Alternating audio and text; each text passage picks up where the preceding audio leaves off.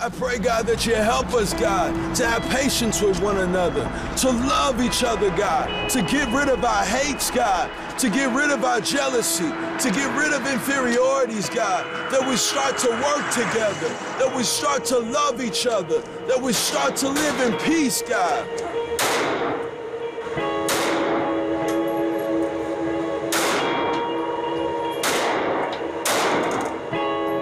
Dr. Bod and I concluded that he was shot at least 6 times. While the shot could have come from the back, because if I'm standing here walking along and get shot from that direction, you see I pull my arm up, it's in that same general area. The arm is a very mobile part of your body. So it also could have occurred when he was putting his hands up. So I put my hands up and you see where that wound is at. It could have happened if he put his arms across in a defensive manner. We don't know. Hands up! Don't shoot! Hands up! Don't shoot! Hands up! Don't shoot! Is there anything you could have done differently that would have prevented that killing from taking place? No. Nothing? No. And you're absolutely convinced, when you look through your heart and your mind, that if Michael Brown were white, this would have gone down in exactly the same way? Yes. No question. No question. Don't shoot! Hands up! Don't shoot! Hands up! Don't shoot! Hands up! Don't shoot! The 50 prosecutors only got 3 African Americans. They left the black body laying on the ground. And then they wouldn't leave a real dog on the ground for that. 17 lieutenants, 16 of them are white. Don't shoot! Hands up! Don't shoot! Hands up! Don't shoot! Hands up! Don't shoot! Racism always gonna be here. I'm gonna tell you, this country was founded on racism. When they brought the slaves over, that's the start of it right there. So, slaves is, you can't get around it. From day one, it's been racist. And there is no way to fix it? No, there's no way to fix it. It can't be fixed. No. How you gonna fix something that a country was founded on?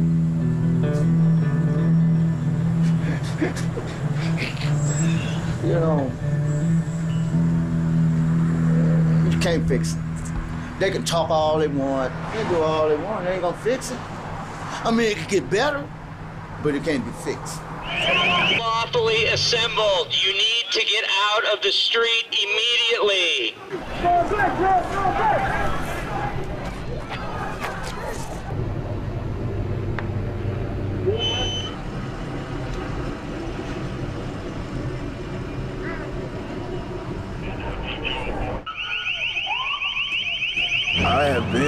Guns have been drawn on me in front of my house before, and I've been pulled over for no reason. And it could have been me that's dead right now. It could have been me that was Mike Brown, or me that was Eric Garner. And I thank God it wasn't. But, you know, something has to be done. Black lives do matter. We all matter. And it's just it's heart-wrenching that we have to pay these people. We have to pay these people with our tax dollars. And, you know, we have to pay these people. And we pay them to protect us. We pay them to serve us, and they're the same ones that's killing us. You know, people don't get that upset for no reason. These people are rioting over losing a life, a young life. Maybe he's done some things that we don't agree with, but you know what? He didn't have the chance to grow older and change himself. Like myself, I used to write graffiti from 1995 to 2003, and I did some things that I shouldn't have been doing, you know, but that's basically what it all is. You know, it's like we all deserve the chance to change and develop in our own ways, at our own speed, our own time.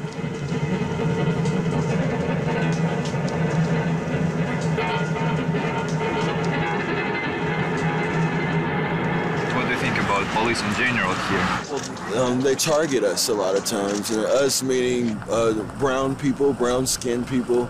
We're targeted a lot of times. We're followed. We're pulled over. We're jailed for. I've been jailed for loitering before, and it was just simply false. It was untrue.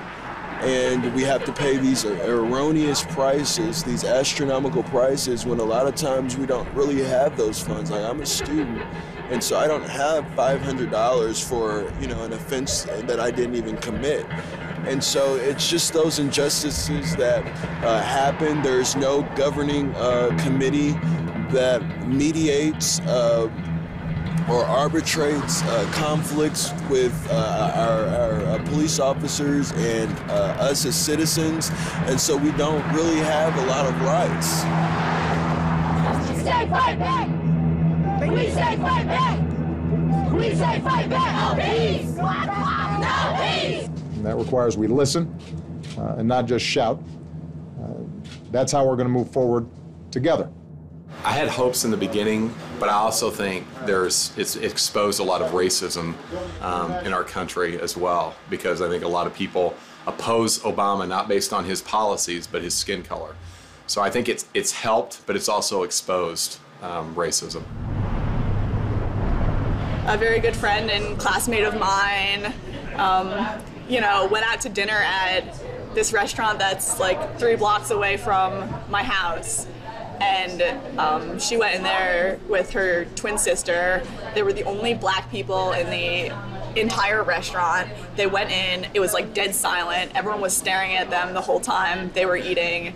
And this is my friend who's a PhD in chemical engineering and her sister who's a doctor. So, you know, it's just, you know. Have you been pulled over before for no reason and stereotyped? Yeah. Well, you know, something happened to me years back when I was in my 20s. I worked on a showboat downtown, the Golden Ride. And I was called, a customer got full and told me he pitched my black ass off the boat. And I was like, excuse me? Wow. Black I am and proud I am. But I don't think you be pitching me though where the whole melodrama stopped. And everybody in his party, they tried to tip me, give me money, and like I said, you know, my human dignity has been insulted. Your money cannot buy. Shut it down!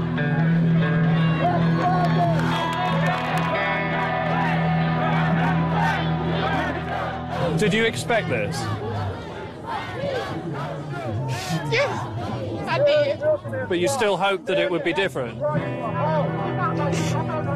You try and have hope, but this what happened. We just hope for one time that our lives will matter, that somebody would see that our lives are valuable. But it didn't happen that way, just like it hasn't happened before.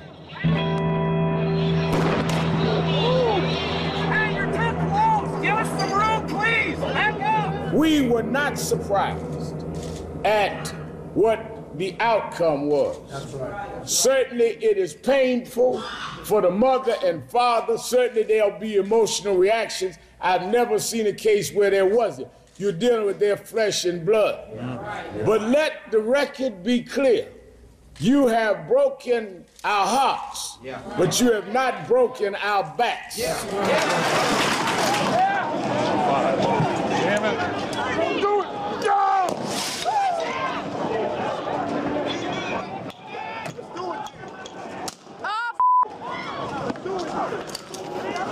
All of America join us in demanding change, making a difference for the lives of our children and for the sake of our communities.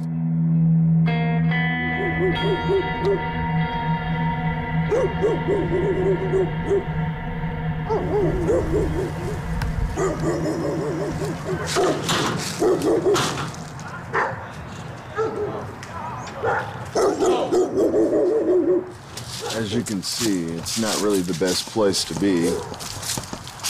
They robbed my grandfather's home, took TVs and just a bunch of everything. And it was my uncles went out and found them, found some people that had it in that house, that vacant home right there.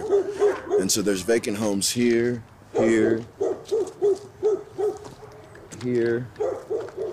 there, and it's just everywhere with empty lots. This is my grandfather's house here.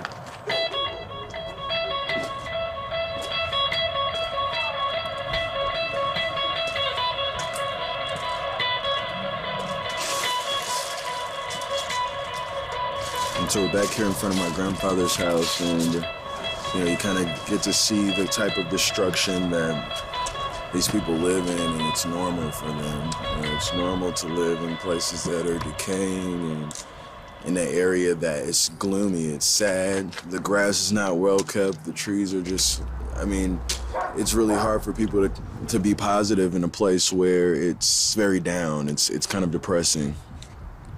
It's not really a lot of newness going on in the neighborhood. It's not really revitalized. And so people grow up and they become accustomed to, and they get comfortable in their state. This is another vacant house here. It's a house or two over from my grandfather's house. It's been like this for years. I mean, and God knows what's inside of it. No one knows.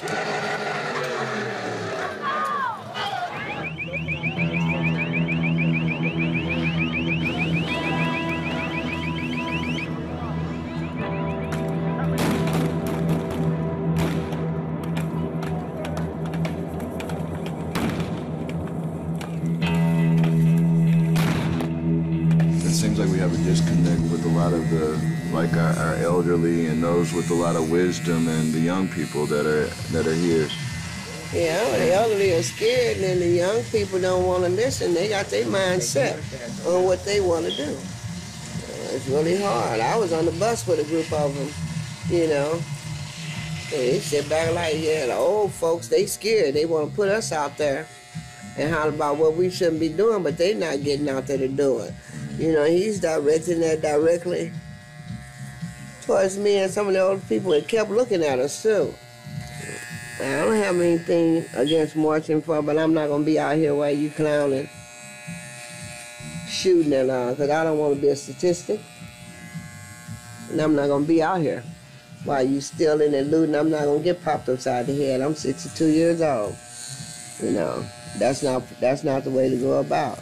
I have nothing against protesting, but it's the way you protest.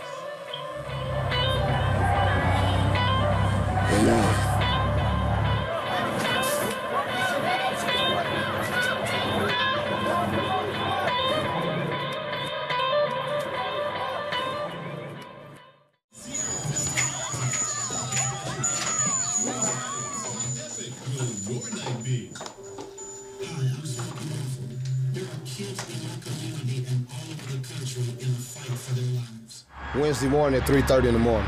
Someone got in? Yes, they threw a brick through the, I had 2 bricks holding us down, and they took the bricks and threw it through the window. Did they take anything with them? Oh yeah, they took everything.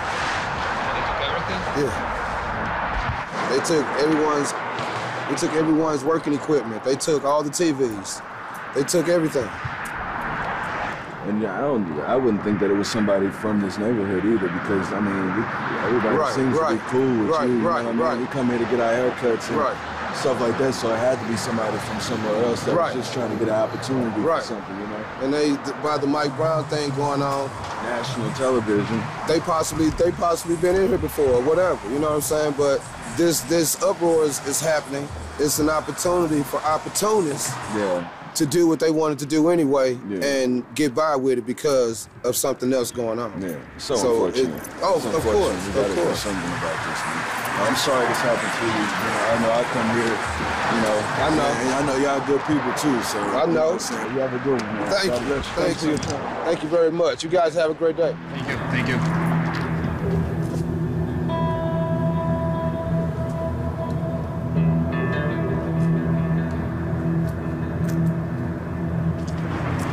This here is an old factory, and it's been closed down and shut down to decay for years. Most of the people that are in the city don't have any jobs in the city. There's not a lot of jobs in the city. And so it forces people to go out to the county to get work, to find work. It forces them for their taxes from where they do work to be invested in the county places where the county schools are, and they just leave their businesses looking like this. Another eyesore, right?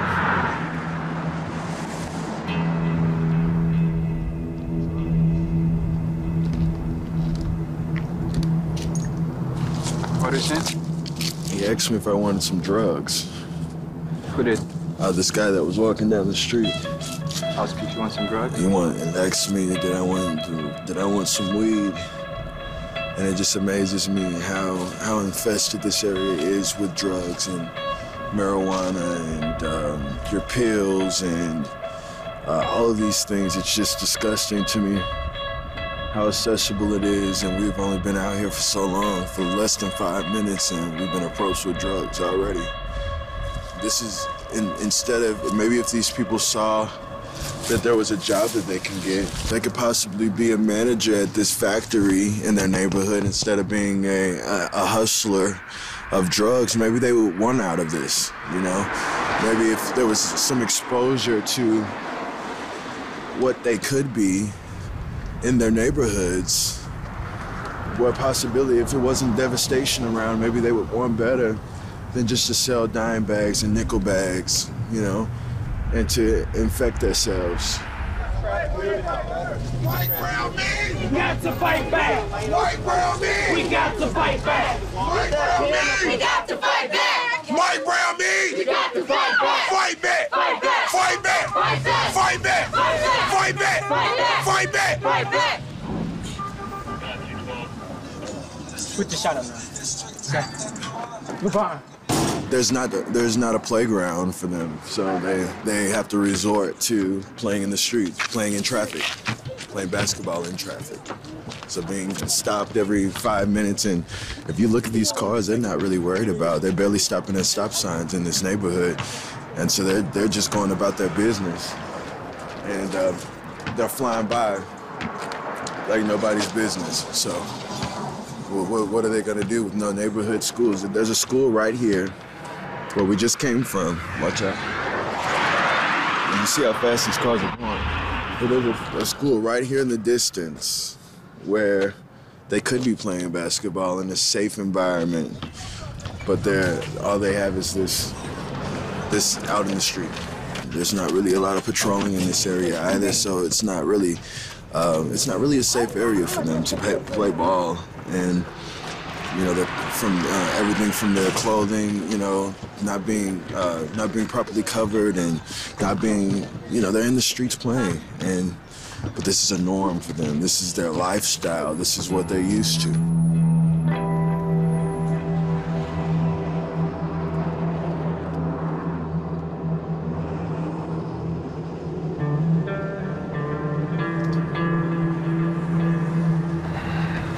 This is devastation. This is complete destruction. How this used to be somewhere where people once, where students once were educated, and now it's been left abandoned. And this is the city of St. Louis's property, and they have it for sale now.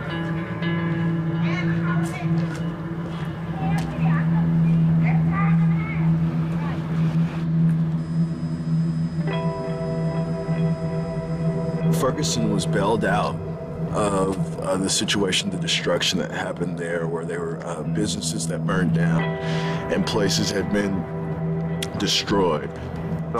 They were bailed out. The government issued bills for free funding and for interest-free loans for the businesses as well. Now, it just boggles me because they get one less than a week after it occurred. And this school has been sitting here decaying for years and years and years. As you can see, this kind of stuff doesn't happen overnight. This would never happen in St. Louis County. They would call it an eyesore, meaning it doesn't look good for the community, and they wouldn't have it. I mean, they would do something about it immediately.